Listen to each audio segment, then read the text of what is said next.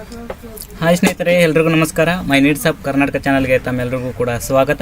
ಸ್ನೇಹಿತರೆ, ಇವತ್ತಿನ ವಿಡಿಯೋದಲ್ಲಿ ಪೋಸ್ಟ್ ಆಫೀಸ್ ಉದ್ಯೋಗಗಳು ಖಾಲಿ ಇದ್ದಾವೆ. ಕರ್ನಾಟಕದಲ್ಲಿ ಟೋಟಲು 1940 ಉದ್ಯೋಗಗಳು ಖಾಲಿ ಇದ್ದಾವೆ ಅಂತ ಹೇಳ್ಬಿಟ್ಟು ನೋಟಿಫಿಕೇಶನ್ ಬಿಟ್ಟಿದ್ದಾರೆ.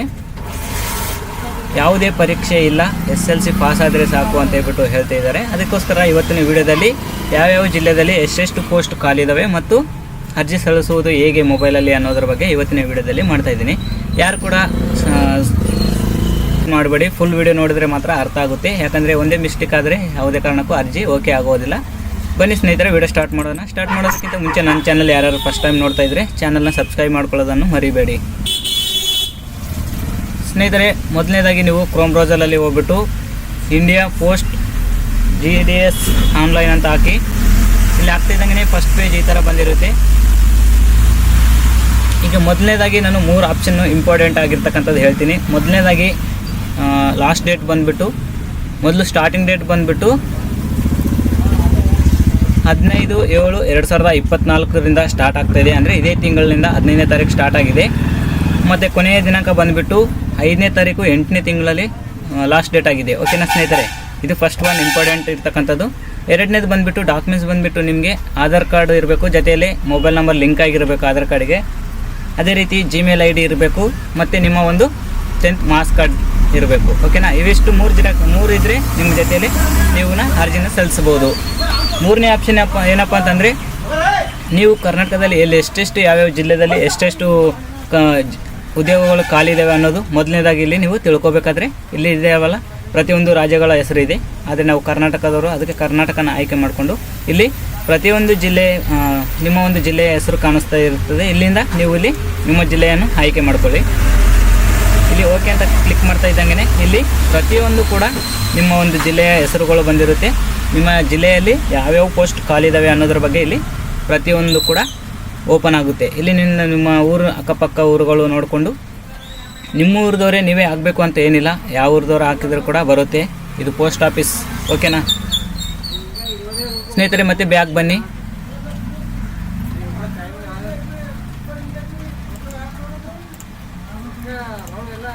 ಬ್ಯಾಗ್ ಬಂದುಬಿಟ್ಟು ಇಲ್ಲಿ ಒಂದನೇ ಆಪ್ಷನ್ ಇದೆಯಲ್ಲ, ಮೊದಲಿಂದ ಇದ್ರ ಮೇಲೆ ಕ್ಲಿಕ್ ಮಾಡ್ತಿದ್ದಂಗೆ 2 ಆಪ್ಷನ್ ಬಂದಿರುತ್ತೆ. ಇಲ್ಲಿ ನೀವು ರಿಜಿಸ್ಟ್ರೇಷನ್ ಮಾಡ್ಕೋಬೇಕು.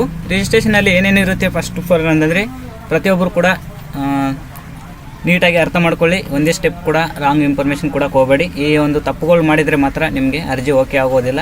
ಯಾಕಂದರೆ ಎಕ್ಸಾಮ್ ಇರೋದಿಲ್ಲ ಅಂತಂದರೆ ವೆರಿಫಿಕೇಷನ್ ಮಾಡ್ತಾರೆ. ಏನಪ್ಪ ಅಂತಂದರೆ, ಮೊದಲನೇದಾಗಿ ನಮ್ಮ ಒಂದು ಈ ಒಂದು ಅಪ್ಲಿಕೇಶನ್ ಫಿಲಪ್ ಮಾಡಿದ್ದು ಕರೆಕ್ಟಾಗಿ ಇದನ್ನ ಇಲ್ಲ ಅನ್ನೋದು ಫಿಲಪ್ ಮಾಡೋದನ್ನಲ್ಲೇ ನಾವು ಸೆಲೆಕ್ಟ್ ಆಗ್ತೀವಿ. ಓಕೆನಾ, ಮೊದಲನೇದು ಬಂದುಬಿಟ್ಟು ಇಲ್ಲಿ ಮೊಬೈಲ್ ನಂಬರ್ ಹಾಕಿ ಇಲ್ಲಿ ವ್ಯಾಲಿಡಿಟಿ ಮೊಬೈಲ್ ನಂಬರ್ ಅಂತ ಇದೆಯಲ್ಲ, ಇದ್ರ ಮೇಲೆ ಕ್ಲಿಕ್ ಮಾಡ್ತಿದ್ದಂಗೆ ನಿಮಗೆ ಒಂದು OTP ಬರುತ್ತೆ ಮೊಬೈಲ್ ನಂಬರಿಗೆ.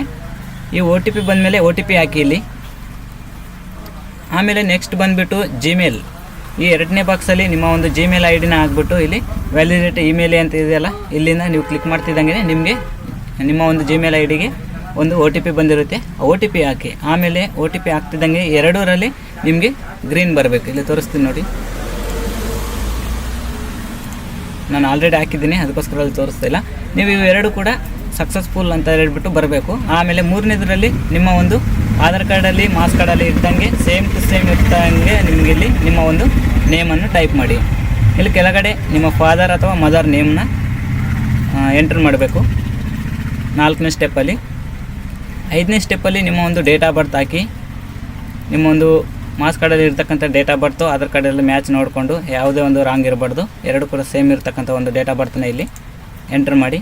ನೆಕ್ಸ್ಟು ನಿಮ್ಮ ಜೆಂಡ್ರಲ್ ಅಂದರೆ ಮೇಲಾ ಫೀಮೇಲಾ ಅಂತ ಕೇಳ್ತಾ ಇದೆ. ನೀವು ಮೇಲ್ ಇದ್ದರೆ ಮೇಲ್ ಹಾಕಿ, ಫೀಮೇಲ್ ಅಪ್ಲಿಕೇಶನ್ ಆಗ್ತಾಯಿದ್ರೆ ಫೀಮೇಲ್ನ ಆಯ್ಕೆ ಮಾಡ್ಕೊಳ್ಳಿ. ಇದರಲ್ಲಿ ಇಬ್ಬರಿಗೆ ಅವಕಾಶ ಇದೆ, ಫೀಮೇಲು ಕೂಡ ಇರುತ್ತೆ, ಮೇಲು ಕೂಡ ಇರುತ್ತೆ. ಸರ್, ಇದು ಪೋಸ್ಟ್ ಆಫೀಸ್ ಅಂದರೆ ನಾವು ಮನೆಗೆ ಹೋಗಿ ಪೋಸ್ಟ್ನ ಕೊಡೋದಿರ್ತದೆ, ಲೇಡೀಸಿಗೆ ಹೇಗೆ ಅಂತ ಹೇಳ್ಬಿಟ್ಟು ನೀವು ಕೇಳ್ಬೋದು. ಯಾಕಂದರೆ ಪೋಸ್ಟ್ ಆಫೀಸಲ್ಲಿ ಬರೀ ನಾವು ಮನೆಗೆ ಹೋಗಿ ಕೊಡೋದು ಅಷ್ಟೇ ಅಲ್ಲ, ಬೇರೆ ಬೇರೆ ವರ್ಕ್ ಕೂಡ ಇರುತ್ತೆ ಪೋಸ್ಟ್ ಆಫೀಸ್ ಅಂದರೆ. ಅದಕ್ಕೋಸ್ಕರ ಇಬ್ಬರಿಗೂ ಕೂಡ ಅವಕಾಶ ಇದೆ. ನೀವು ಮೇಲಿದ್ರೆ ಮೇಲ್ ಹಾಕ್ಕೊಳ್ಳಿ, ಇಲ್ಲ ಫೀಮೇಲ್ ಇದ್ದರೆ ಫೀಮೇಲ್ ಹಾಕ್ಕೊಳ್ಳಿ. ನೆಕ್ಸ್ಟ್ ಸ್ಟೆಪ್ ಬಂದುಬಿಟ್ಟು ನೀವು ಕೆಟಗರಿನ ಆಯ್ಕೆ ಮಾಡ್ಕೊಳ್ಳಿ, SC ST ಅಂತ ಹೇಳ್ಬಿಟ್ಟು. SC ST ಯಾವುದೇ ಒಂದು ಫೀಸ್ ಇಲ್ಲ ಇದರಲ್ಲಿ. OBC ಅಥವಾ ಜನರಲ್ ಕಾಸ್ಟ್ದವರಿಗೆ ನಿಮಗೆ 100 ರೂಪಾಯಿನೂ ಆಯ್ಕೆ ಇರುತ್ತೆ. ಇಲ್ಲಿ ಲಾಸ್ಟಲ್ಲಿ 100 ರೂಪಾಯಿನ ಪೇ ಮಾಡಬೇಕಾಗ್ತದೆ. ಓಕೆನಾ, ಇಲ್ಲಿ ಆಯ್ಕೆ ಮಾಡ್ತಾ ಇದ್ದಂಗೆ ನೆಕ್ಸ್ಟ್ ನಿಮಗೆ ನೀವು ನಿಮ್ಮ ರಾಜ್ಯವನ್ನು ಆಯ್ಕೆ ಮಾಡ್ಕೊಳ್ಳಿ ಅಂತ ಕೇಳ್ತಿದ್ದೆ. ಇಲ್ಲಿ ನಾವು ಕರ್ನಾಟಕ ಅಂತಲೇ ಟೈಪ್ ಮಾಡ್ತೀನಿ. ನೀವು SSLC ಪಾಸ್ ಆಗಿರ್ತಕ್ಕಂಥ ಒಂದು ಡೇಟ್ನ ಇಯರ್ನ ಆಯ್ಕೆ ಮಾಡಿ ಅಂತ ಹೇಳ್ತಿದ್ದೆ. ನಾನು 2013ರಲ್ಲಿ ಪಾಸ್ ಆಗಿದ್ದೀನಿ, 13 ಅಂತಲೇ ಆಗ್ತಾಯಿದ್ದೀನಿ. ಇಲ್ಲಿ ನಿಮ್ಮ ಒಂದು ಕ್ಯಾಪ್ಚನ ಎಂಟ್ರಿ ಮಾಡ್ಕೊಳ್ಳಿ. ನಾನು ಇವೆಲ್ಲ ಫಿಲಪ್ ಮಾಡಿದ್ದೀನಿ, ನಿಮಗೆ ಗೊತ್ತಾಗಲಿ ಅನ್ನೋ ಉದ್ದೇಶದಿಂದ ನಾನು ಮತ್ತೆ ತೋರಿಸ್ತಿದ್ದೀನಿ. ನಾನು ಫಿಲಪ್ ಮಾಡಿದ್ದು ಕೂಡ ತೋರಿಸ್ತೀನಿ. ಇವಾಗ ಈ ಥರ ಮಾಡಿದ್ಮೇಲೆ ಇಲ್ಲಿ ಸಬ್ಜೆಕ್ಟ್ ಅಂತ ಇದೆಯಲ್ಲ, ಇಲ್ಲಿ ಕ್ಲಿಕ್ ಮಾಡ್ಕೋತಾ ಹೋಗಬೇಕು. ಇಲ್ಲಿ ಕ್ಲಿಕ್ ಮಾಡ್ತಾ ಇದ್ದಂಗೆ ನಿಮಗೆ ಒಂದು ನೋಟಿಫಿಕೇಶನ್ ಬರುತ್ತೆ, 1ನೇ ಸ್ಟೆಪ್ ಕಂಪ್ಲೀಟ್ ಆಗಿದೆ ಅಂತ ಹೇಳ್ಬಿಟ್ಟು. ಓಕೆ ಕೊಡ್ತಾ ಇದ್ದಂಗೆ ನಿಮಗೆ ಇಲ್ಲಿ ನೋಡಿ ನಾನು ಪ್ರತಿಯೊಂದು ಕೂಡ ಫಿಲಪ್ ಮಾಡಿದ್ದೀನಿ, ಯಾವುದು ಕೂಡ ರಾಂಗ್ ಬಂದಿದೆ. ನೀವು ಫಿಲಪ್ ಮಾಡಿಲ್ಲ ಒಂದಂದರೆ ಈ ರೆಡ್ ಸ್ಟಾರ್ಗಳು ಕೊಟ್ಟಿದ್ರಲ್ಲ ಪ್ರತಿಯೊಂದು ಕೂಡ ನಾವು ಫಿಲಪ್ ಮಾಡಬೇಕು. ಓಕೆನಾ? ಇಲ್ಲಿ ಕ್ಲಿಕ್ ಮಾಡ್ತಿದ್ದಂಗೆ ಇಲ್ಲಿ ನೆಕ್ಸ್ಟ್ 2ನೇ ಸ್ಟೆಪ್ಪಲ್ಲಿ ಬಂದುಬಿಟ್ಟು ನಿಮ್ಮ ಒಂದು ಆಧಾರ್ ಕಾರ್ಡ್ ನಂಬರ್ನ ಹಾಕಿ ಅಂತ ಕೇಳುತ್ತೆ. ಫಸ್ಟ್ ಆಫ್ ಆಲ್ ಒಂದು ಓಕೆನಾ, ನಿಮ್ಮ ಒಂದು ಆಧಾರ್ ಕಾರ್ಡ್ ನಂಬರ್ ಹಾಕ್ತಾ ಇದ್ದಂಗೆ ನೆಕ್ಸ್ಟು ನೀವು ಇದಕ್ಕಿಂತ ಮುಂಚೆ ಎಲ್ಲಾನ ಜಾಬ್ ಮಾಡ್ತಾ ಇದ್ದೀರಾ ಅಂತ ಹೇಳ್ಬಿಟ್ಟು ಕೇಳುತ್ತೆ, ಇಲ್ಲ ಅಂತಲೇ ಹಾಕಿ. ನೆಕ್ಸ್ಟ್ ಇಲ್ಲಿ ನಿಮ್ಮ ಒಂದು ಲ್ಯಾಂಗ್ವೇಜ್ನ ಸೆಲೆಕ್ಟ್ ಮಾಡಿ, ಅಂದರೆ ನಿಮಗೆ ಯಾವ್ಯಾವ ಲ್ಯಾಂಗ್ವೇಜ್ ಬರುತ್ತೆ ಅಂತ ಹೇಳ್ಬಿಟ್ಟು. ನನಗೆ ಕನ್ನಡ ಅಥವಾ ಇಂಗ್ಲೀಷ್ ಅಂತ ಹಾಕಿದ್ದೀನಿ. ಹಿಂದಿ ಬಂದರೆ ಹಿಂದಿ ಕೂಡ ಟಿಕ್ ಮಾಡಿಕೊಂಡು ಕೆಳಗಡೆ ಓಕೆ ಅಂತ ಇರುತ್ತೆ, ಓಕೆನ ಮಾಡಿದರೆ ಆಯಿತು. ನೆಕ್ಸ್ಟ್ ಬಂದುಬಿಟ್ಟು ಇಲ್ಲಿ ಕೆಳಗಡೆ ಫೋಟೋನ ಆಯ್ಕೆ ಮಾಡಿ, ನಿಮ್ಮ ಒಂದು ಪಾಸ್ಪೋರ್ಟ್ ಫೋಟೋನ ಇಲ್ಲಿ ಮಾಡಬೇಕು, ಆಮೇಲೆ ಸಿಗ್ನೇಚರ್ ಮಾಡಬೇಕು. ಓಕೆನಾ? ಇದು 50 KB ಒಳಗಡೆ ಇರಬೇಕು. ಆಮೇಲೆ ಸಿಗ್ನೇಚರ್ ಬಂದುಬಿಟ್ಟು 20 KB. ಒಂದು ವೇಳೆ ನಮಗೆ ಇವೆರಡು ಕೂಡ ಯಾವ ಥರ ಮಾಡಬೇಕು ಅಂತಂದರೆ ಇಲ್ಲಿ ನಾನು ಸಿಂಪಲಾಗಿ ತೋರಿಸ್ತೀನಿ.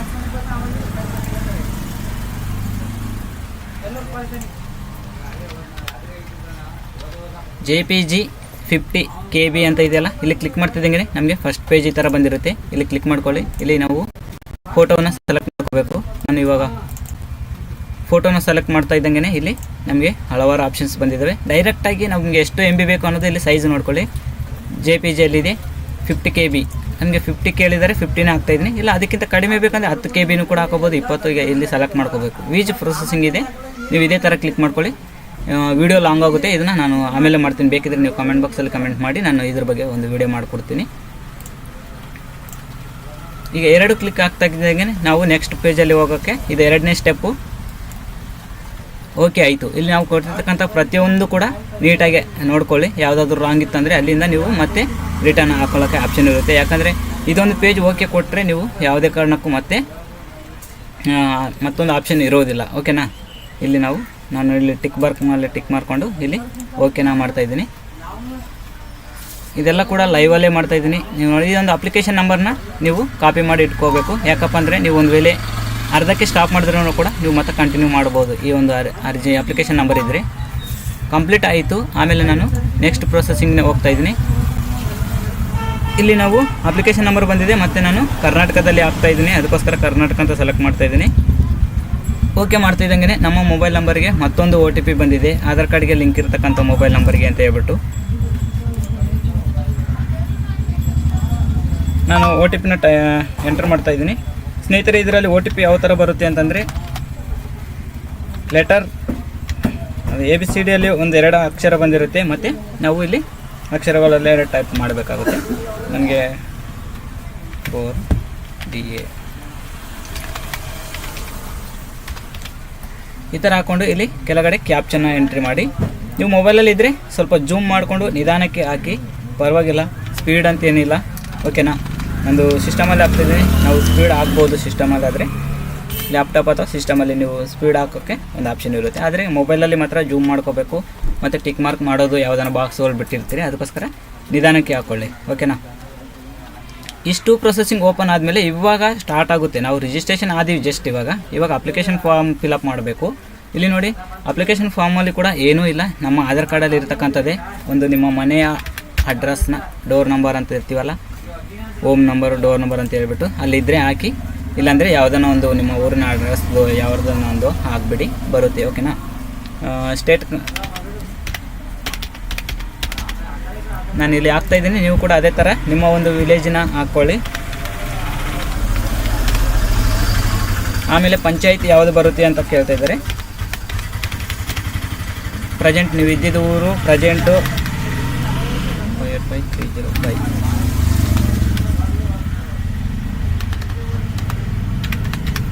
ಸ್ನೇಹಿತರೆ, ಇದಿಷ್ಟು ಒಂದು ಬಾಕ್ಸ್ಗಳು 5 ಬಾಕ್ಸ್ಗಳು ನಾವು ಫಿಲಪ್ ಮಾಡಿದರೆ, ಮೊದಲಿಂದ ಏನಪ್ಪ ಅಂತಂದರೆ ನಿಮ್ಮ ಒಂದು ಅಡ್ರೆಸ್, ಡೋರ್ ನಂಬರ್ ಅಂತ ಇರುತ್ತಲ್ಲ, ಮನೆ ನಂಬರು, ಅದಾಗ್ಬಿಟ್ಟು ಕೆಳಗಡೆ ಕರ್ನಾಟಕ ಅಂತ ಹಾಕಿ, ಆಮೇಲೆ ನಿಮ್ಮ ಒಂದು ವಿಲೇಜ್ ಹಾಕಿ, ಆಮೇಲೆ ಪಂಚಾಯತಿ ಯಾವುದು ಅಂತ ಅದು ಹಾಕಿ, ಆಮೇಲೆ ನಿಮ್ಮ ಒಂದು ಪಿನ್ ಕೋಡ್ ನಂಬರ್, ನಿಮ್ಮ ಊರಿನ ಪಿನ್ ಕೋಡ್ ನಂಬರು. ಈ ಅಡ್ರೆಸ್ಸು ಸೇಮ್ ಇದೆ ಅಂತಂದರೆ ಇಲ್ಲಿ ಕ್ಲಿಕ್ ಮಾಡಿದ್ರೆ ಆಟೋಮೆಟಿಕ್ಕಾಗಿ ಮತ್ತು ಸೇಮ್ ಬರುತ್ತೆ. ಓಕೆನಾ. ಕೆಳಗಡೆ ನೋಡಿ ನಿಮ್ಮ ಒಂದು ಟೆಂತ್ ಕ್ಲಾಸ್ ನಿಮ್ಮ ಒಂದು ಬೋರ್ಡ್ ಯಾವುದು ಅಂತ ಕೇಳ್ತಾ ಇದೆ. ಅಲ್ಲಿ ನಿಮ್ಮ ಒಂದು ಮಾರ್ಕ್ಸ್ ಕಾರ್ಡ್ ಮೇಲೆ ಇರುತ್ತೆ, ಅಲ್ಲಿ ನೀವು ನೋಡಿಕೊಂಡು ನಿಮ್ದು ಯಾವುದು ಅಂತ ಹೇಳ್ಬಿಟ್ಟು ಇಲ್ಲಿ ಇಷ್ಟು ಕೊಟ್ಟಿದ್ದಾರೆ. ಇದರಲ್ಲಿ ನಮಗೆ ಇದಿಷ್ಟು ಹಾಕ್ಕೋತಾ ಇದ್ದೀನಿ. ನಿಮಗೂ ಯಾವುದು ಬರುತ್ತೆ ಆ ಎಕ್ಸಾಮ್ ಬೋರ್ಡ್ ಅಂತ ಹೇಳ್ಬಿಟ್ಟು ಅದನ್ನು ಸೆಲೆಕ್ಟ್ ಮಾಡ್ಕೊಳ್ಳಿ. ಆಮೇಲೆ ಕೆಳಗಡೆ ಬಂದುಬಿಟ್ಟು ಮಾರ್ಕ್ಸ್ ಅಂತ ಇದೆಯಲ್ಲ, ಇವಾಗ ನಮ್ಮ ಒಂದು 10th ಮಾರ್ಕ್ಸ್ ಕಾರ್ಡಲ್ಲಿ ಯಾವ ಥರ ಮಾರ್ಕ್ಸ್ ಬಂದಿದ್ದಾವೆ ಅದನ್ನು ಸೆಲೆಕ್ಟ್ ಮಾಡ್ಕೋಬೇಕು. ಇಲ್ಲಿ ನೋಡ್ಕೋಬೇಕು ನಾವು. ಮೊದಲನೇದಾಗಿ ಫಸ್ಟ್ ಆಪ್ಷನ್ಸ್ ಇಲ್ಲಿ ಓದ್ಕೊಳ್ಳಿ, ನೀಟಾಗಿ ಓದ್ಕೊಂಡು ಇಲ್ಲಿ 2ನೇ ಬಾಕ್ಸಲ್ಲಿ ಸೆಲೆಕ್ಟ್ ಮಾಡ್ಕೊಳ್ಳಿ ಅಂತ ಹೇಳ್ತಿದೆ. ನಿಮ್ಮ ಒಂದು ಫಸ್ಟ್ ಲ್ಯಾಂಗ್ವೇಜ್ ಯಾವುದು ಅಂತ ಕೇಳ್ತಿದ್ದೆ. ನಾನು ಕನ್ನಡ ಇದೆ, ಕನ್ನಡ ಹಾಕೋತಾ ಇದ್ದೀನಿ.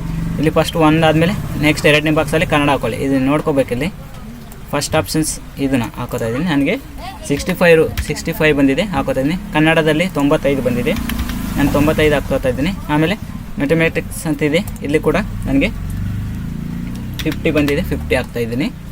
ಟೋಟಲ್ ಮಾರ್ಕ್ಸ್ ನಿಮ್ಗೆ ಯಾವ ಥರ ಬಂದಿದೆ ಅದನ್ನು ಸೋಷಿಯಲ್ ಸೈನ್ಸ್ ಅಂತ ಇದೆ, ಅವು ಹಾಕ್ಕೊಳ್ಳಿ. ಸರ್ ಇದರಲ್ಲಿ ನನಗೆ 10th ಕ್ಲಾಸಲ್ಲಿ ಇದೆಲ್ಲ ಇಲ್ಲ ಅಂತಂದರೆ ಬಿಟ್ಬಿಟ್ಟು ಗೊತ್ತಿಲ್ಲ ಅಂದರೆ ಯಾವುದೋ ಒಂದು ಆಗಬೇಡಿ. ಯಾಕಂದರೆ ನಾವು ಟೋಟಲ್ ಒರಿಜಿನಲ್ ಸರ್ಟಿಫಿಕೇಟ್ ಕೊಡೋದು. ಆಮೇಲೆ ಇಲ್ಲಿ ಪ್ರತಿಯೊಂದು ಕೂಡ ನಾವು ಫಿಲಪ್ ಮಾಡ್ತಾ ಹೋಗಬೇಕು. ಏನೇನೋ ಗೊತ್ತಾಗಿಲ್ಲ ಅಂದರೆ ಇದಿಷ್ಟರಲ್ಲಿ ಏನು ಸ್ವಲ್ಪ ಚೇಂಜಸ್ ಹಾಕಿದ್ರು ಕೂಡ ಏನಾಗಲ್ಲ. ನಾನಿಲ್ಲಿ 2ನೇದರಲ್ಲಿ ಇಂಗ್ಲೀಷ್ ಅಂತ ಸೆಲೆಕ್ಟ್ ಮಾಡ್ತೀನಿ. 3rd ಆಪ್ಷನಲ್ಲಿ ಹಿಂದಿ ಸೆಲೆಕ್ಟ್ ಮಾಡ್ತೀನಿ. ನನಗೆ ಹಿಂದಿ ಕೂಡ ಇತ್ತು 10th. ಇಲ್ಲಿ ನೋಡಿ ನಾನು ಸೋಷಲ್ ಸೈನ್ಸಲ್ಲಿ 75 ಇತ್ತು. ಆಮೇಲೆ ಇಂಗ್ಲೀಷ್ ಬಂದುಬಿಟ್ಟು 80 ಬಂದಿದೆ. ಆಮೇಲೆ ಹಿಂದಿ ಬಂದುಬಿಟ್ಟು 55 ಇದೆ ನಂದು. ಓಕೆನಾ. ಈ ಲಾಸ್ಟ್ ಬಾಕ್ಸಲ್ಲಿ ಏನು ಹಾಕಕ್ಕೆ ಹೋಗಬೇಡಿ, ಇದೇನು ಇಲ್ಲ ಆಪ್ಷನು. ಓಕೆನಾ. ನೀವು ಇದಿಷ್ಟು ಹಾಕಿದರೆ ಸಾಕು. ಇಲ್ಲಿ ಸೇವ್ ಅಂತ ಹಾಕಿ, ಸೇವ್ ಆಗ್ತಿದ್ದಂಗೆ ನಿಮಗೆ ಮತ್ತೊಂದು ಪೇಜ್ ಓಪನ್ ಆಗುತ್ತೆ. ಇದು ಲಾಸ್ಟ್ ಪೇಜ್ ಓಪನ್ ಆಗುತ್ತೆ. ಓಕೆನಾ. ಇಲ್ಲಿ ನೀವು ಮತ್ತು ನಿಮ್ಮ ಒಂದು ಡಿಸ್ಟಿಕ್ನ ಆಯ್ಕೆ ಮಾಡಿಕೊಳ್ಳಿ. ಇವಾಗ ಡಿಸ್ಟಿಕ್ ಆಯ್ಕೆ ಮಾಡಿಕೊಂಡ್ರೆ ಆವಾಗ ನಿಮಗೆ ಫಸ್ಟ್ ನಾನು ಹೇಳಿದ್ದೀನಲ್ಲ ನಿಮ್ಮ ಡಿಸ್ಟಿಕಲ್ಲಿ ಎಷ್ಟು ವಿಲೇಜ್ಗಳಲ್ಲಿ ಯಾವ್ಯಾವ ಪೋಸ್ಟ್ ಖಾಲಿ ಇದ್ದಾವೆ ಅಂತ ಹೇಳ್ಬಿಟ್ಟು ಇವಾಗ ಬರುತ್ತೆ. ಇವಾಗ 1 2 3 4 6 ಅಂತ ಹೇಳ್ಬಿಟ್ಟು ಇಷ್ಟು ಕೂಡ ಪೇಜಸ್ ಇದ್ದಾವೆ. ನಿಮಗೆ ಯಾವ್ಯಾವ ಅಂತ ಹೇಳ್ಬಿಟ್ಟು ಸೆಲೆಕ್ಟ್ ಮಾಡ್ತಾ ಹೋಗಬೇಕು. ಅಂದರೆ ನೀವು ಒಂದೇ ಕಡೆ ಅರ್ಜಿ ಇಷ್ಟು ಊರಲ್ಲಿ ನನಗೆ ಬೇಕು ಅಂತ ಹೇಳ್ಬಿಟ್ಟು ಹಾಕೋದೇನು ಬೇಡ. ನನಗೆ 2ನೇ ಆಪ್ಷನಲ್ಲಿ ನೋಡ್ಕೋತೀನಿ. ನನಗೆ ಇಲ್ಲಿ ನೋಡ್ತಾ ಇದ್ದೀನಿ, ನನಗೆ ಇವಿಷ್ಟು ಊರಲ್ಲಿ ನನಗೆ ಇದೊಂದು ಊರದ್ದು ಬೇಕು. ಇಲ್ಲಿ 1 ಅಂತ ಹಾಕ್ಕೊಳ್ಳಿ. ಮತ್ತು ನೆಕ್ಸ್ಟ್ ಪೇಜಲ್ಲಿ ನೋಡಿ ನಿಮಗೆ ಬೇಕಿರ್ತಕ್ಕಂಥ ಊರುಗಳಲ್ಲಿ ನೀವು ಸೆಲೆಕ್ಟ್ ಮಾಡ್ಕೋಬೋದು. ಓಕೆನಾ.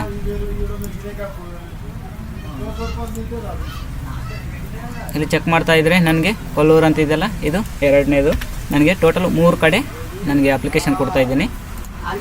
ಇಲ್ಲಿ 3 5ನೇ ಪೇಜಲ್ಲಿ ನೋಡಿದ್ರೆ ಕೂಡ ನನಗೆ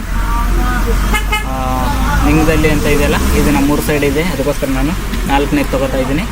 ನಿಮಗೆ ಎಷ್ಟು ಬೇಕಾದರೆ ಅಷ್ಟು ಹಾಕ್ಕೊಳ್ಳಿ, ನೋ ಪ್ರಾಬ್ಲಮ್. ಎಲ್ಲನೂ ನಾನು ಸೀರಿಯಲ್ ಪ್ರಕಾರ ಹಾಕೋತಾ ಹೋಗ್ತಾ ಇಲ್ಲ, ನನಗೆ ಗೊತ್ತಿದ್ದು ಅಷ್ಟೇ ಹಾಕ್ತಾಯಿದ್ದೀನಿ.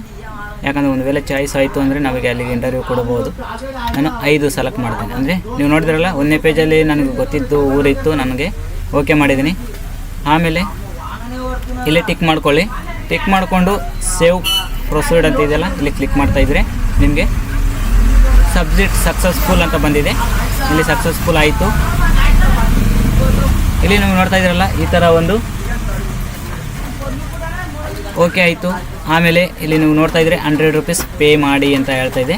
ಮೇಕ್ ಪೇಮೆಂಟ್ ಅಂತ ಇದೆಯಲ್ಲ, ಇದ್ರ ಮೇಲೆ ಕ್ಲಿಕ್ ಮಾಡ್ತಾ ಇದ್ದಂಗೆ ನಿಮಗೆ ಪೇಮೆಂಟಿಗೆ ತೊಗೊಂಡು ಹೋಗ್ತದೆ. ಇದು ಲಾಸ್ಟ್ ಪ್ರೊಸೆಸಿಂಗು. ಓಕೆನಾ. ಪೇಮೆಂಟ್ ನಾವು ಯಾವ ಥರ ಮಾಡಬೇಕು ಸರ್, ನಮಗೆ ಇಲ್ಲಿ ಮತ್ತು ಬ್ಯಾಕ್ ಹೋದರೆ ಗೊತ್ತಾಗಲ್ಲ ಯಾವ ಥರ ಮಾಡೋದು ಅಂತಂದರೆ ಏನಿಲ್ಲ. ನೀವು ಇಲ್ಲಿ QR ಕೋಡ್ ಇದೆ, QR ಕೋಡ್ ಹಾಕ್ಕೊಳ್ಳಿ. ನೆಟ್ ಬ್ಯಾಂಕಿಂಗ್ ಇದ್ದರೆ ನೆಟ್ ಬ್ಯಾಂಕಿಂಗ್ ಹಾಕ್ಕೊಳ್ಳಿ. ನನಗೆ ಏನು ಇದರಲ್ಲಿ ಜಾಸ್ತಿ ಇಂಪಾರ್ಟೆಂಟ್ ಅಂದರೆ ನಾವು QR ಕೋಡ್ ತೊಗೊಳ್ಳೋದೇ ಬೆಟ್ರ್ ಅನ್ನಿಸ್ತಾ ಇದೆ. ಓಕೆನಾ. ನಾನು ಇಲ್ಲಿ QR ಕೋಡ್ ಬಂದಿದೆ. ಇವಾಗ ನಾನು ಅದರ್ಸ್ ಫೋನ್ ತೊಗೋತೀನಿ, ಅಥವಾ ಫೋನ್ ತೊಗೊಂಡು ಇದಕ್ಕೆ ಸ್ಕ್ಯಾನ್ ಮಾಡಿದ್ರೆ 100 ರೂಪಾಯಿ ಪೇಮೆಂಟ್ ಆಯ್ತದೆ. ಓಕೆನಾ. ಪೇಮೆಂಟ್ ಆದಮೇಲೆ ನಿಮಗೆ ಒಂದು ರಿಸಿಪ್ಟ್ ಬಂದಿರುತ್ತೆ. ನಾನು ಬ್ಯಾಕ್ ಹೋಗಿದ್ದಕ್ಕೂ ಸಾರಿ. ಸ್ನೇಹಿತರೆ, ಇಲ್ಲಿ ನೀವು ನೋಡ್ತಾ ಇದ್ದೀರಲ್ಲ ಅಪ್ಲಿಕೇಶನ್ ಫಾರ್ಮ್ ಕೂಡ ನಾನು ನಿಮ್ಮೆಲ್ರಿಗೂ ತೋರಿಸ್ತಾ ಇದ್ದೀನಿ. ಇಲ್ಲಿ ಇದಿಷ್ಟು ಕೂಡ ಎಲ್ಲ ಕೂಡ ಅಪ್ಲಿಕೇಶನ್ ನಾವು ಏನೇನು ಫಿಲಪ್ ಮಾಡಿದ್ವಿ ಎಲ್ಲ ಕೂಡ ಬಂದಿದೆ. ನಾನು ಇಲ್ಲಿ ಮಾರ್ಕ್ಸ್ ಬೇರೆ ನಾನು ಹಾಕಿದ್ದೆ, ಇದು ಬೇರೆ ಅಪ್ಲಿಕೇಶನು. ಸದ್ಯಕ್ಕೆ ನಾನು ನಿನ್ನೆ ಹಾಕಿದ್ದಕ್ಕೂ ತೋರಿಸ್ತಾ ಇದ್ದೀನಿ. ಲೈವಲ್ಲಿ ನಾನು ಅಮೌಂಟ್ ಪೇ ಮಾಡೋಕ್ಕಾಗಲ್ಲ, ಯಾಕಂದರೆ ಅವಾಗೇ ಒಂದು ಸತಿ ಹಾಕಿದ್ದೀನಿ. ಇಷ್ಟು ಮಾಡಿದ ಮೇಲೆ ಪಿಂಟ್ ಅಂತ ಬಂದಿರುತ್ತೆ, ಅಲ್ಲಿ ಪಿಂಟ್ ಆಪ್ಷನ್ ಓಕೆ ಮಾಡ್ಬೋದು. ಓಕೆನಾ, ಇಷ್ಟು ಕೂಡ ನಾನು ಅರ್ಜಿನ ಹಾಕಿದ್ದೀನಿ. ನೀವು ಕೂಡ ಇದೇ ರೀತಿ ಹಾಕಿ. ಏನೇ ಡೌಟ್ ಇದ್ದರೂ ಕೂಡ ನೀವು ನನಗೆ ಕಮೆಂಟ್ ಬಾಕ್ಸಲ್ಲಿ ಕಮೆಂಟ್ ಮಾಡಿ, ನಾನು ಅಲ್ಲಿ ನಿಮಗೆ ನಂಬರ್ ಕೊಟ್ಟಿರ್ತೀನಿ. ಇಲ್ಲಾಂದರೆ ನಮ್ಮ ಚಾನಲಲ್ಲಿ ಗೃಹಲಕ್ಷ್ಮಿ ಅಂತ ಹೇಳ್ಬಿಟ್ಟು ಒಂದು ಸ್ಟೇಟಸ್ ಚೆಕ್ ಮಾಡೋದು ಹೇಗೆ ಅಂತ ಹೇಳ್ಬಿಟ್ಟು ವೀಡಿಯೋ ಮಾಡಿದ್ದೀನಿ. ಅದರಲ್ಲಿ ನನ್ನ ಪರ್ಸನಲ್ ನಂಬರ್ ಇದೆ, ಅಲ್ಲಿಗೆ ಹೋಗ್ಬಿಟ್ಟು ನೀವು ನನ್ನ ನಂಬರ್ನ ಕೂಡ ತೊಗೊಂಡು ವಾಟ್ಸಪ್ಗೆ ಕ್ವಶನ್ ಕೇಳ್ಬೋದು. ಓಕೆನಾ, ನಾನು ಒಂದು ವೇಳೆ ಯೂಟ್ಯೂಬಲ್ಲಿ ನೋಡಿಲ್ಲ ಅಂತಂದರೆ ನೀವು ನನಗೆ ಡೈರೆಕ್ಟಾಗಿ ವಾಟ್ಸಪ್ಪಲ್ಲಿ ಮೆಸೇಜ್ ಮಾಡಿ. ನಂಬರ್ ಕೂಡ ಕೊಟ್ಟಿದ್ದೀನಿ. ನಾನು ಪ್ರೊಫೈಲ್ ಓಪನ್ ಮಾಡಿಕೊಂಡು ಅಲ್ಲಿ ಗೃಹಲಕ್ಷ್ಮಿ ಸ್ಟೇಟಸ್ ಚೆಕಿಂಗ್ ಅಂತ ಹೇಳ್ಬಿಟ್ಟು ಒಂದು ವೀಡಿಯೋ ಇದೆ, ಲಾಸ್ಟು ನಾನು 3 to 4 ಮಂತ್ ಬ್ಯಾಕ್ ಹಾಕಿದ್ದೀನಿ. ಅಲ್ಲಿ ನನ್ನ ಒಂದು ನಂಬರ್ ಕೊಟ್ಟಿದ್ದೀನಿ, ಆ ನಂಬರಿಗೆ ನೀವು ಹೋಗಿ ಚೆಕ್ ಮಾಡ್ಬೋದು. ನೋಡಿ, ಇಲ್ಲಿ ವೀಡಿಯೋಸ್ ಅಂತ ಇದೆಯಲ್ಲ, ಇಲ್ಲಿ ಕ್ಲಿಕ್ ಮಾಡ್ತಿದ್ದಂಗೆ ನನಗೆ ಹಲವಾರು ವೀಡಿಯೋಗಳು ನಾನು ಬಿಟ್ಟಿರ್ತಕ್ಕಂಥ ವೀಡಿಯೋಗಳೆಲ್ಲ ಕೂಡ ಇಲ್ಲಿ ಇದ್ದಾವೆ. ನನ್ನದು ಗೃಹಲಕ್ಷ್ಮಿ ಯೋಜನೆಯ ಸ್ಟೇಟಸ್ ಚೆಕಿಂಗ್ 3ನೇ ಕಂತು, ಸಾರಿ.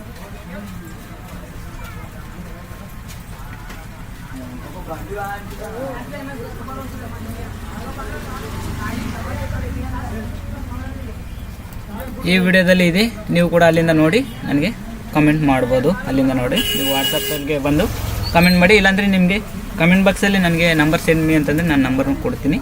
ಯಾರಿಗೆ ಬೇಕಿದೆ ಅವ್ರಿಗೆ ಮಾತ್ರ, ಯಾಕಂದರೆ ಪ್ರತಿಯೊಬ್ಬರಿಗೂ ಕೊಡೋಕ್ಕಾಗಲ್ಲಲ್ವ. ಅದಕ್ಕೋಸ್ಕರ ಯಾರಿಗೆ ಅವಕಾಶ ಇದೆ ಅವ್ರಿಗೆ ಮಾತ್ರ ನನ್ನ ವಾಟ್ಸಪ್ ಪರ್ಸನಲ್ ನಂಬರ್ ಕೂಡ ಕೊಡ್ತೀನಿ. ಅಲ್ಲಿಂದ ನೀವು ಕ್ವಶನ್ನ ಕೇಳ್ಬೋದು. ಓಕೆ, ಇಷ್ಟ ಆಗಿದೆ ಅಂತ ಭಾವಿಸ್ತೀನಿ. ಹಾಗೆ ಚಾನಲ್ಗೆ ಒಂದು ಲೈಕ್ ಕೊಡೋದನ್ನು ಮರಿಬೇಡಿ ಪ್ಲೀಸ್. ನಿಮಗೆ ಎಲ್ಲ ಸಪೋರ್ಟ್ ನಾವಿದ್ದೀವಿ ಅಂದಮೇಲೆ ನಮಗೂ ನೀವು ಸಪೋರ್ಟ್ ಮಾಡಬೇಕು. ಧನ್ಯವಾದಗಳು ಸ್ನೇಹಿತರೆ.